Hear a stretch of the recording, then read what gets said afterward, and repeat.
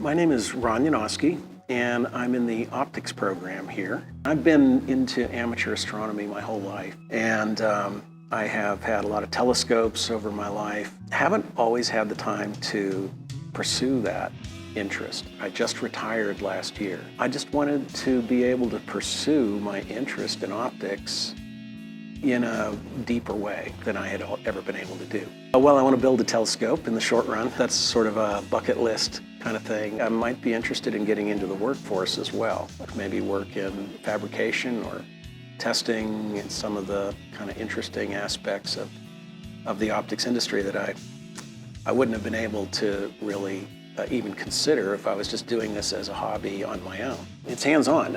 My own academic background is all about books and sitting in front of a computer screen.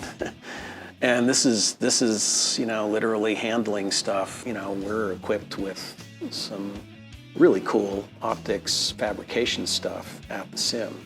We have very, very experienced master optician teaching that fabrication program. They have great background for preparing for the course, but they're also doing the job, and managing people who do the job. They're the sort of people you might be working for.